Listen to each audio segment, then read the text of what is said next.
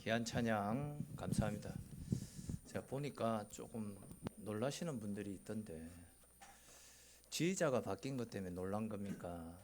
이 바이올린입니까? 비올라입니까? 바이올린이랍니다. 그것 때문에 놀란 겁니까?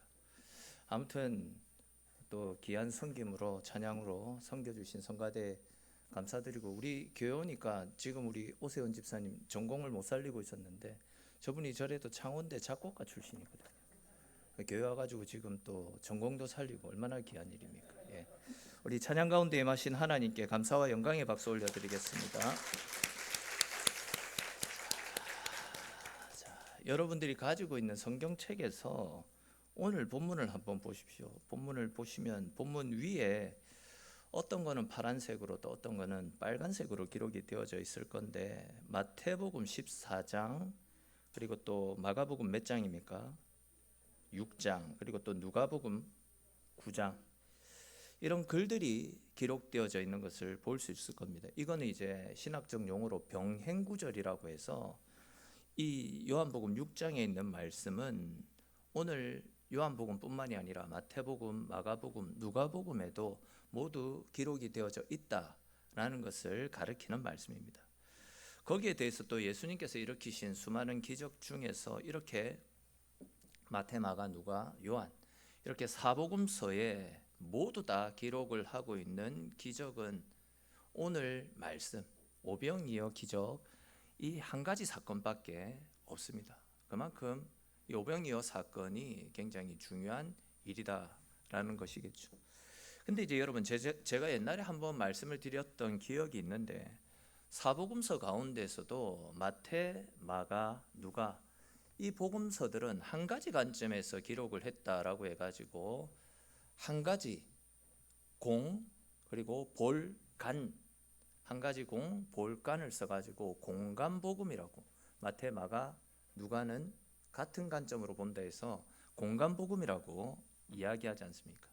근데 이제 요한복음은 마태와 마가, 누가 이런 공간복음과는 조금 다른 관점에서 말씀을 보고 있거든요. 오늘 본문을 예로 들어서 설명을 하면 참 좋겠다 싶은데, 공간복음에서는 어린아이가, 그러니까 이 오병이어 기적을 어떻게 해석하냐면, 어린아이가 자기가 먹기 위해서 가지고 왔던 물고기 2마리 그리고 보리떡 5개를 자기가 먹지 않고 주님께 드렸기 때문에 주님께서 그것을 가지고 수많은 사람들이 배불리 먹고도 12바구니가 남는 엄청난 기적을 보여주셨다. 그것처럼 보잘것없는 것이지만 자기 것을 드렸던 이 어린아이처럼 우리들도 주님을 위해서 나의 것을 내려놓고 주님을 따르면 주님은 우리의 작은 헌신도 귀하게 보시고 위대한 일을 하시는데 사용해 주신다. 그러니 작은 것이라도 우리가 드릴 수 있는 최고의 헌신을 주님께 드리자. 이런 관점에서 공간복음은 이 오병이어 사건을 접근하고 있습니다. 즉, 공간복음에서는 오병이어 사건을 주님께서 일으키셨던 기적과 또 우리의 헌신, 섬김에 초점을 맞추어서 말씀을 기록하고 있는 반해서, 요한복음에서는 완전히 다른 관점으로 오늘 말씀을 풀어나가고 있거든요. 우리 오늘 보면 4절 말씀을 다시 한번 읽어봅시다. 4절 말씀 같이 읽겠습니다. 마침 유대인의 명절인 유월절이 가까운지라. 아멘. 자, 앞에서 제가 오늘 본문 즉 오병이어 사건은 마태, 마가, 누가복음에서도 기록을 하고 있다 말씀을 드렸지 않습니까? 근데 이제 다른 복음서 말씀들을 마태, 마가, 누가복음 말씀을 쭉 찾아서 읽어보시면 아시겠지만 오직 요한복음에서만 이 오병이어 사건이 유월절을 기점으로 일어난 사건이다라는 것을 밝히고 있습니다. 그리고 다시 4절 말씀을 보시면 4절 말씀이 어떤 단어로 시작이 되어지고 있습니까? 마침, 마침이라는 단어로 말씀이 시작되는 것을 볼 수 있습니다. 근데 여러분, 우리가 마침이라는 단어를 주로 언제 사용을 합니까?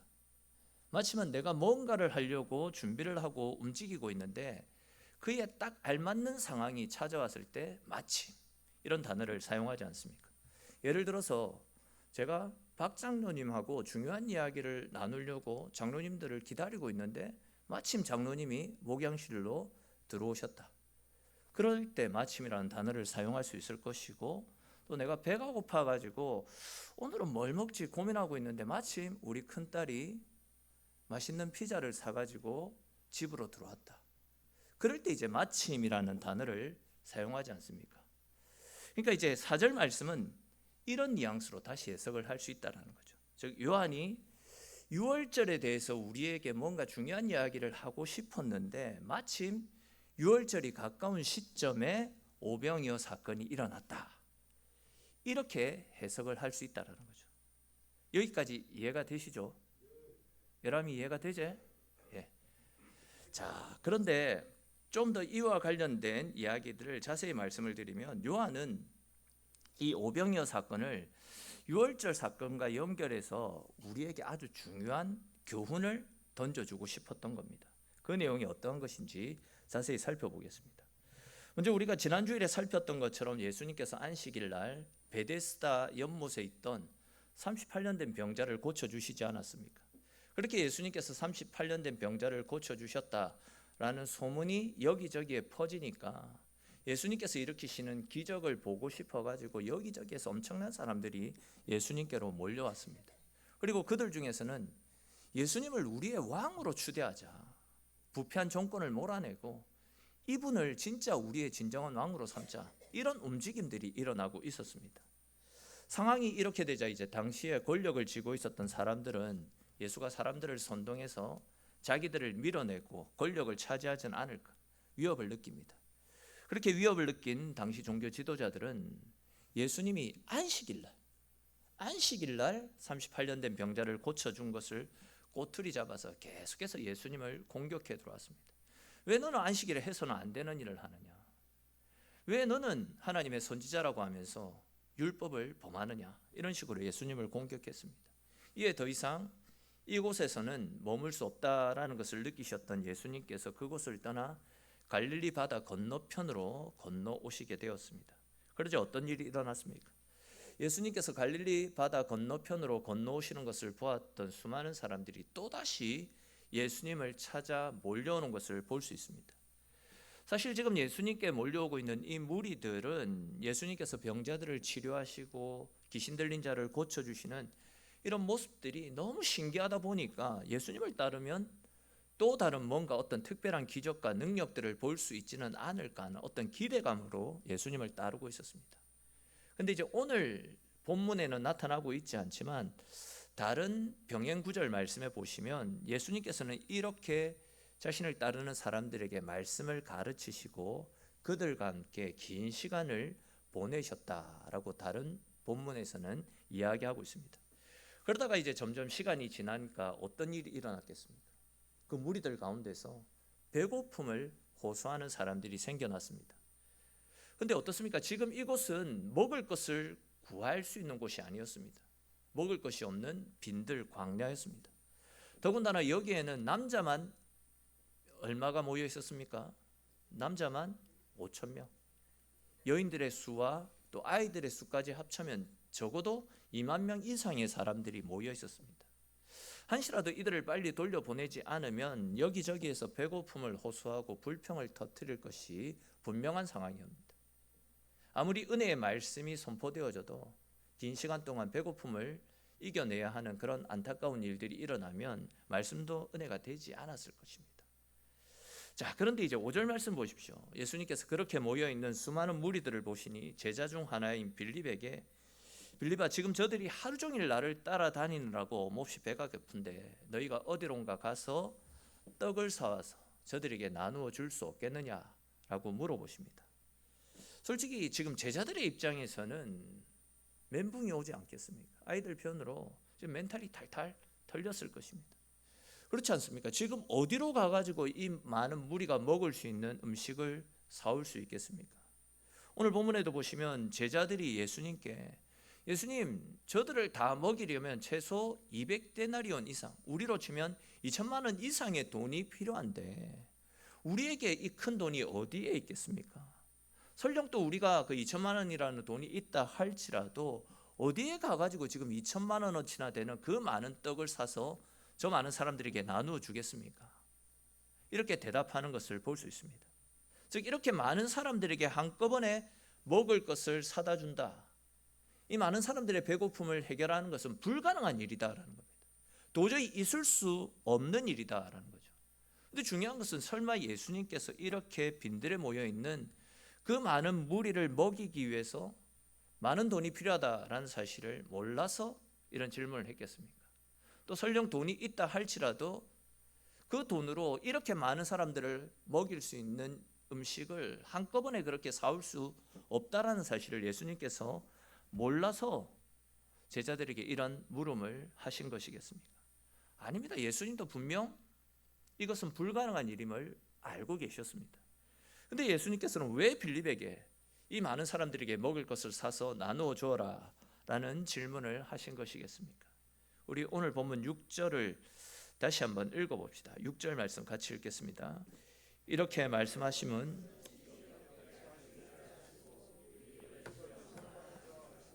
아멘. 무슨 이야기입니까? 쉽게 풀어서 이야기하면 예수님도 빌립이 이건 불가능한 일입니다 라고 대답할 줄 알고 계셨다라는 겁니다. 이 상황을 조금 다른 관점에서 말씀을 드리면 지금 예수님은 이렇게 많은 사람들을 한꺼번에 먹이는 일을 불가능하다라는 것을 우리의 힘으로 우리의 능력으로는 할 수 없는 일이다라는 것을 빌립과 함께한 제자들에게 가르쳐 주신 겁니다. 아무리 발버둥 쳐도 아무리 노력해도 지금 이 상황에 일어나고 있는 문제들은 해결할 수 없다라는 것을 보여주시고 있는 거죠. 즉 우리 인간의 능력으로는 절대적으로 불가능한 일이 있다. 우리 인간의 힘으로 할 수 없는 일들이 있다라는 것을 가르쳐 주신 것이죠. 자, 그런데 이제 이어지는 말씀을 보십시오. 안드레가 어린아이 하나가 가지고 왔던 보리떡 5개, 물고기 2마리를 예수님께 가지고 오죠. 그리고 예수님 여기 보리떡 5개와 물고기 2마리가 있는데 그러나 이것이 이 많은 사람들에게 무슨 소용이 있겠습니까? 라고 말하는 장면이 나타납니다. 사실 이 안드레의 말처럼 수많은 사람들이 배고픔을 호소하고 있는 이 상황에서 어린아이가 자기의 한 끼 식사를 해결하기 위해서 가지고 왔던 물고기 2마리, 이 보리떡 5개, 이 작은 걸 가지고 누구 코에 붙일 수 있겠습니까? 내 혼자 먹기에도 모자란 걸 누구에게 나눠줄 수 있겠냐라는 겁니다. 더군다나 말씀을 보시면 이 소년이 가지고 온 물고기를 원어상으로 보게 되면 옵사리온이라는 단어가 사용이 되어졌습니다. 근데 이제 성경에서는 보통 물고기를 표현할 때는 옵사리온이 아니라 익투스라는 단어를 많이 사용하거든요. 옛날 그 교회 다니는 분들 차에 보면 익투스라고 해가지고 물고기 그림 같은 걸 많이 붙였잖아요. 보통 물고기를 표현할 때는 익투스라는 단어를 사용합니다. 예를 들어서 예수님이 베드로와 제자들을 처음 만나 주셨을 때 제자들이 밤새 그물을 던져서 고기를 잡았지만 한 마리도 잡지 못했을 때 예수님께서 깊은 곳으로 가서 그물을 던져라 말씀을 주셨고 제자들이 그 말씀에 순종해서 깊은 곳으로 가서 그물을 던졌을 때에 그물이 찢어질 정도로 엄청난 양의 고기를 잡지 않았습니까? 그때 잡았던 고기를 표현하는 단어가 익투스, 먹기에 좋고 또 상품으로서도 최고의 가치를 가지고 있는 고기가 익투스라는 단어입니다. 근데 오늘 본문에서 어린아이가 가지고 왔던 이 물고기는 익투스가 아니라 옵사리온이라는 단어가 사용되어졌습니다. 이 옵사리온이라는 단어, 이 물고기는 어부들이 고기를 하다 보면 굉장히 작은 고기들도 잡게 되지 않겠습니까? 이 고기는 집으로 가지고 와서 먹기에는 살이 먹을 것이 너무 없습니다. 그렇다고 또 이제 시장에 내다 팔 수 있는 그런 상황도 아닙니다. 버리기에도 아깝습니다. 그래서 이제 바닷가에서 가지고 나와서 그 모래밭 같은데, 모래사장 같은데 버려진 고기를 표현하는 단어가 옵사리온입니다. 그렇게 버려진 고기는 돈이 없고 가난한 가부들이 가지고 가서 한 끼 식사를 해결할 때 사용되어졌던 고기를 옵사리온이라고 합니다. 굉장히 볼품없는 고기죠. 또 이제 떡도 그냥 떡이 아니라 보리떡이라고 분명히 밝히는 것으로 봐서 이 보리떡 역시도 일반 사람들이 사서 먹는 그런 좋은 떡이 아니라 가난한 사람들이 먹고 살 게 없으니까 겨우겨우 입에 풀칠하기 위해서 먹고 겨우 생명을 연명했던 진짜 하찮은 그런 음식이라고 보시면 되겠습니다. 근데 보시면 예수님의 말씀에 따라서 제자들이 무리들을 나누어 앉혔습니다. 5천 명을 끼리끼리 무리를 지어서 앉게 했습니다. 그래서 이제 예수님께서 그 무리들을 위해서 축사를 하시고 옵사리온의 물고기와 또 보리떡을 나누어 주시자 그곳에 모여있던 모든 사람들이 그 작고 하찮은 것으로 배불리 먹고도 남아도는 그런 일들이 일어나고 있었다라고 말씀을 하고 있습니다. 물고기 2마리, 하찮은 물고기, 버려지기에 아까운 그 물고기와 진짜 돈 없는 가난한 사람들이 먹는 그 보리떡이었지만 그것을 먹었을 때 예수님께서 축사하시고 나눠주셨을 때 모든 사람들이 배불리 먹고도 남는 일, 이것이 바로 오늘 본문의 핵심이라고 할 수 있습니다. 여러분, 제가 앞에서 이 요한복음을 기록한 요한은 오늘 본문을 유월절과 관련해서 우리에게 아주 중요한 메시지를 던지기 위해서 오병이어 사건을 기록했다, 그렇게 말씀을 드리지 않았습니까? 자, 그렇다면 여러분, 지금 요한이 설명하려고 하는 이 유월절이 무엇인가 하는 것을 아는 것이 중요하지 않겠습니까? 잘 아는 내용이겠지만 우리 학생들을 위해서 유월절에 대해서 그냥 간단하게 쉽게 다시금 설명을 해드리면, 먼 옛날 이스라엘 백성들이 430년 동안 애굽에서 종살이를 하지 않았습니까? 이런 이스라엘 백성들을 위해서 하나님께서 모세라는 지도자를 세우셨습니다. 그리고는 그 모세를 당시 애굽 왕에게 보내시더니 이스라엘 백성들은 나의 백성이니 하나님의 백성이니 이들이 애굽에서 나와서 자유롭게 하나님을 예배할 수 있도록 이스라엘을 애굽에서 내보내라, 이스라엘 백성들에게 자유를 주라, 이러한 하나님의 뜻을 전달하도록 모세를 바로 왕에게, 애굽 왕에게 보냈습니다. 그런데 어떻습니까? 바보가 아닌 이상 누가 200만 명이 넘는 노예들을, 그 신실한 노예들을 자유롭게 풀어줄 수 있겠냐라는 겁니다. 이에 애굽 왕 바로는 도대체 하나님이 누구길래 듣도 보도 못했던 잡다한 신이 나의 노예들을 풀어주라 말아 하느냐, 화를 내면서 하나님의 명령에 거역을 하지 않습니까? 그러자 이제 하나님께서 당신의 뜻을 거역했던 애굽의 왕과 애굽 땅에 재앙을 내리기 시작했는데 그 재앙이 10가지였습니다. 그래서 이 재앙을 가리켜서 10가지 재앙이라고 표현을 합니다. 그 10가지 재앙으로 애굽 땅이 각종 더러운 벌레와 해충으로, 또한 각종 더러운 전염병과 자연재해로 완전 초토화되어 버렸습니다. 그 정도가 되면 애굽 왕도 이제 정신을 차리고 이스라엘 백성들에게 자유를 줘도 될 텐데, 바로 왕은 끝까지 하나님 말씀을 믿지 않고 듣지 않고 이스라엘 백성들을 억압하고 붙잡고 있었습니다. 그러자 이제 하나님께서 애굽 땅에 마지막 10번째 재앙을 내리셨죠. 그 재앙이 무엇이었습니까? 장자를 죽이는 재앙 아니었습니까? 애굽 땅에 사는 모든 사람들의 첫 번째 아들과 또 짐승의 첫 번째 새끼를 죽이는 재앙이었습니다. 그런데 그때 하나님께서 그 장자가 죽게 되는 엄청난 재앙으로부터 건짐을 받을 수 있는 방법을 하나 가르쳐 주셨잖아요. 그 방법이 무엇이었습니까? 1년 된 어린 양을 잡아서 그 고기를 먹고 그 피를 그 집의 문설주, 그 집의 대문에 발라두는 겁니다. 그렇게 그 집의 대문에 어린 양의 피를 발라두게 되면 죽음의 사자가 장자를 죽이러 왔다가 이 집은 하나님의 백성들이 사는 집이네, 그것을 알고 그 집은 그냥 통과하겠다, 그렇게 말씀을 주시지 않았습니까? 어린 양의 피를 문설주에 발라놓으면 죽음의 재앙으로부터 건짐을 받을 수 있었던 겁니다. 그렇게 이제 하나님께서 가르쳐 주셨던 방법을 따라서 이스라엘 백성들은 1년 된 양을 잡아서 그 피를 자기 집 대문에 바르게 되었고, 그 결과 애굽 사람들이 살았던 집의 첫째 아들과 첫째 새끼가, 짐승의 첫째 새끼가 모두 죽어버린 그 엄청난 재앙 가운데서도 이스라엘 백성들이 살았던 집은 안전하게 보호를 받지 않았습니다. 거기에 반해서 이제 애굽의 바로 왕은 하나님의 말씀에 불순종했다가 자기의 첫째 아들이 죽어나갔고, 그뿐만이 아니라 애굽 모든 국민의 첫째 아들과 그 집에 사는 모든 짐승의 첫째 새끼들이 죽어나가는 큰 비극을 겪었잖아요.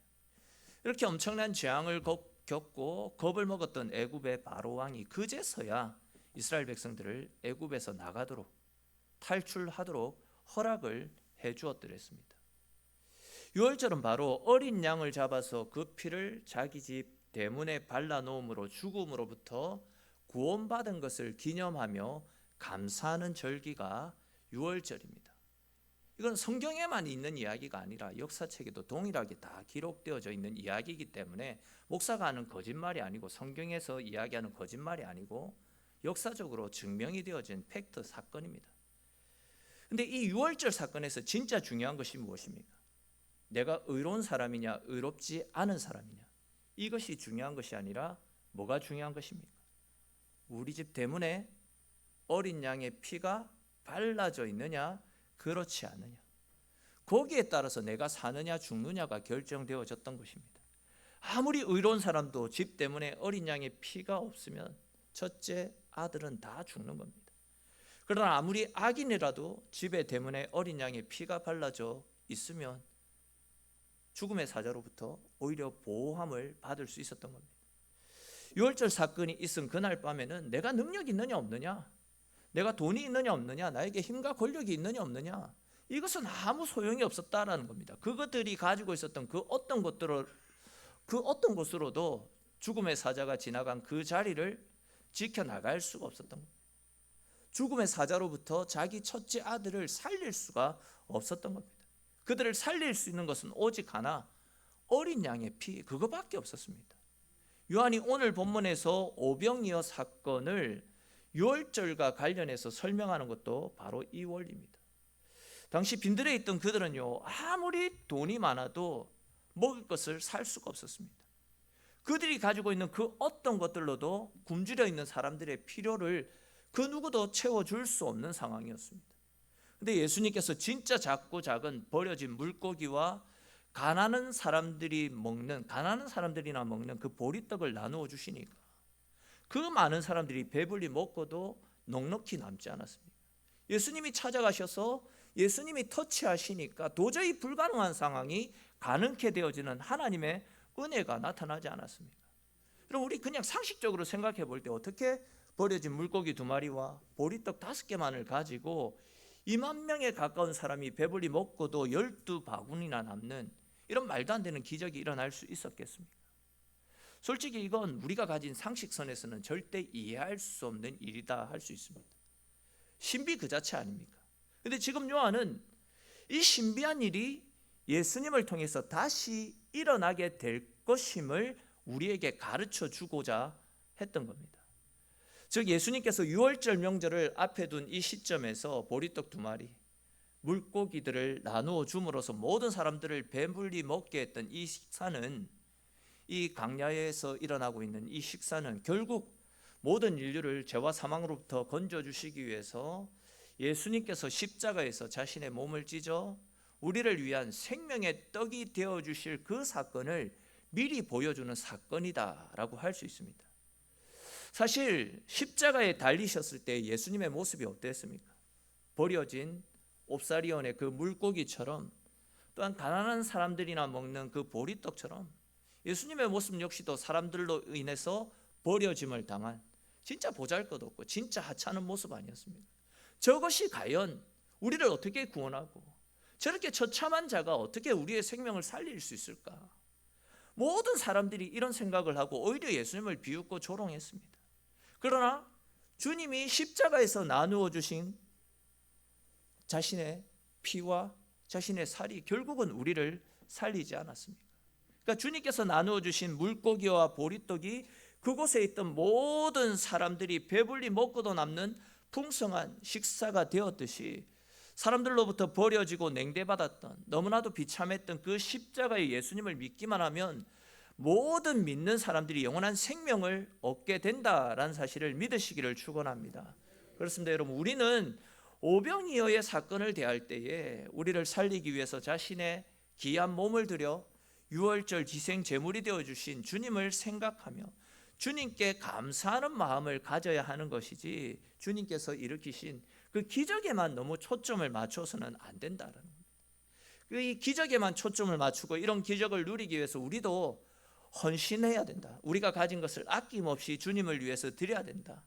이런 관점으로만 이 말씀을 봐서는 안 된다는 겁니다. 물론 마태, 마가, 누가는 이런 관점으로 우리에게 말씀을 주기도 했지만 요한은 또 다른 관점, 유월절 희생 제물이 되어주심으로 우리에게 영원히 목마르지 않고 영원히 배고프지 않는 영원한 생명, 영원한 떡이 되어주신 예수님을 알고 예수님을 믿는 믿음을 가지는 것이 훨씬 중요한 것임을 우리에게 가르쳐 주고 있는 것입니다. 사랑하는 성도 여러분, 예수님께서는 자신의 살과 피를 쏟으심으로 모든 인류가 영원히 먹고 마실 수 있는 우리를 위한 오병이어가 되어주셨음을 믿으시기를 바랍니다. 누구든지 우리 주님을 믿고 그분을 먹고 마실 때에 우리는 영생을 선물로 얻을 수 있고 생명의 부활에도 참여할 수 있음을 믿으시기를 바랍니다. 사실 지난주에도 비슷한 말씀을 드렸듯이 지금 온 세상이 영적으로 굶주려 가고 있는 상황 아닙니까? 1등이 되면, 최고가 되면 그 굶주림을 해결할 수 있다라는 사탄의 거짓에 속아가지고 물질, 명예와 권력을 통해서 그 굶주림을 해결해 보겠다라고 여기저기에서 몸부림을 치며 살아가고 있지만 어떻습니까? 그 굶주림을 해결하기는커녕 갈수록 더욱더 심각한 굶주림에 허우적거리고 있지는 않습니까? 사실 우리의 삶만 해도 한번 돌이켜 보십시오. 우리 어렸을 때에 비해서 우리 얼마나 잘 살고 있습니까? 얼마나 또 물질적으로 여유가 있습니까? 사실 내가 가진 물질로 힘으로 할 수 있는 일들이 너무 많이 있습니다. 솔직히 돈만 있으면 못하는 것이 없는 그런 시대를 살아가고 있지 않습니까? 근데 여러분, 왜 사람들의 심령은 갈수록 메말라 가고 있는 것이겠습니까? 왜 이렇게 심적인 괴로움에 허덕이는 사람들이 갈수록 많아지고 있는 상황이겠습니까? 왜 신경안정제, 우울증약 이런 것들을 먹지 않으면 잠을 이루지 못하는 사람들이 많아지는 이런 시대가 이루어지고 있는 것이겠습니까? 물질적으로 풍요로운데 이전보다 훨씬 잘 사는데 왜 우리의 심령은 갈수록 메말라지고 있느냐라는 겁니다. 정답은 하나님의 은혜가 우리 속에 없기 때문입니다. 이러한 우리를 위해서 영원히 사라지지 않고 영원히 목마르지 않는 영원한 생수이자 생명의 떡이신 예수님이 우리 가운데 찾아오셨습니다. 누구든지 예수님을 믿고 마실 때에 영원히 목마르지 않고 영원히 줄이지 않는 하나님의 은혜를 공급받을 수 있다라는 것을 믿으시기를 축원합니다. 누구든지 이런 믿음을 가지고 예수님, 제가 목마릅니다. 예수님, 제 영혼이 갈급합니다. 오셔서 내 영혼을 채워주십시오 라며 주님을 찾을 때에 주님은 값없이 거저 영생의 기쁨과 하늘의 평안과 하늘의 소망을 우리에게 허락하여 주실 줄로 믿으시기를 바랍니다. 이런 믿음으로 우리가 예수님께로 나아갈 때에 우리 인생의 문제가 해결받게 될 것이고, 더 나아가서 세상이 줄 수 없는 참된 기쁨, 참된 평안을 누릴 수 있게 될 것입니다. 그렇습니다. 여러분, 예수 그리스도 그 이름 속에 우리의 영원한 생명이 있고 우리의 평안과 감사와 기쁨이 있습니다. 저와 여러분들 모두가 예수 그리스도 그 이름을 우리 삶의 제일 중심에 모심으로 날마다 하나님께서 허락하여 주시는 하늘 평안이 가득하고 그 은혜로 말미암아 승리하며 평안 가운데 가는 저와 여러분들의 인생이 될 수 있기를 주님의 이름으로 축원합니다.